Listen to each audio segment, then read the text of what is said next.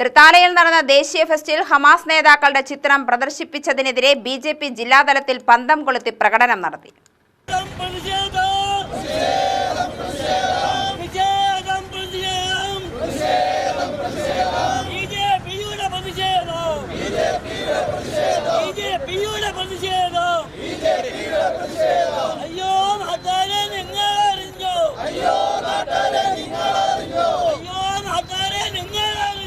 പാലക്കാട് കോട്ടമൈതാനിക്ക് മുന്നിൽ നടന്ന പ്രതിഷേധം ബിജെപി സംസ്ഥാന ജനറൽ സെക്രട്ടറി സി കൃഷ്ണകുമാർ ഉദ്ഘാടനം ചെയ്തു.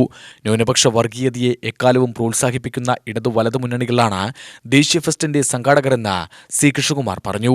തൃത്താലയിലെ പള്ളി ഉറൂസിനോടനുബന്ധിച്ച് നടന്ന ദേശോത്സവം, ആ ദേശോത്സവത്തിൽ അന്താരാഷ്ട്ര മത തീവ്രവാദികളായിട്ടുള്ള 2 ഹമാസ് ഭീകരരുടെ ചിത്രങ്ങൾ വെച്ചുകൊണ്ടാണ് ആന എഴുന്നള്ളിപ്പ് നടത്തിയിട്ടുള്ളത്.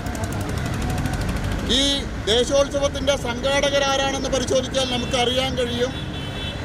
നക്കാപ്പിച്ച വോട്ടിന് വേണ്ടി 2 മുന്നണികളും കേരളത്തിൽ കാലാകാലങ്ങളായിട്ട് നടത്തി വരുന്ന മത തീവ്രവാദ ശക്തികളെ പീഡിപ്പിക്കുന്ന നയം.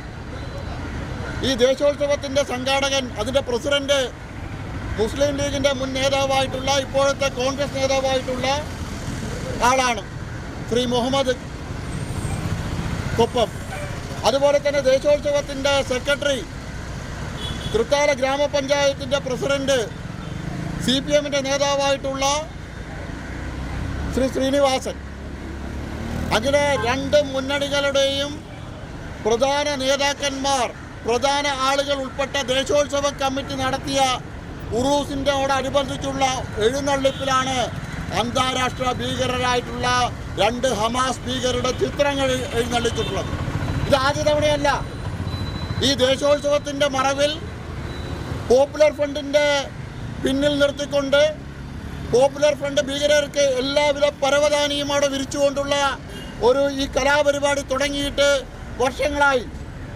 മുൻകാലങ്ങളിൽ സദാം ഹുസൈൻ അടക്കമുള്ള അന്താരാഷ്ട്ര ഭീകരരുടെ ഫോട്ടോകൾ വെച്ചുകൊണ്ടാണ് ഈ ദേശോത്സവത്തിന് എഴുന്നള്ളിപ്പ് നടത്തിയിട്ടുള്ളത്. ഹമാസ് നേതാക്കളുടെ ചിത്രം പ്രദർശിപ്പിച്ചതിനെ തള്ളിപ്പറയാൻ ഈ നിമിഷം വരെ മണ്ഡലത്തിലെ പ്രതിനിധീകരിക്കുന്ന മന്ത്രി MP രാജേഷോ മുൻ MLA VT ബൽറാമോ തയ്യാറായിട്ടില്ല.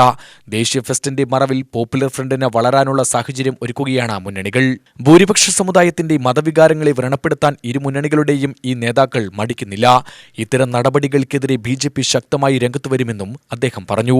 BJP ഈസ്റ്റ് മണ്ഡലം പ്രസിഡന്റ് പ്രശാന്ത് ശിവൻ അധ്യക്ഷനായി. UTV news, Palakkad.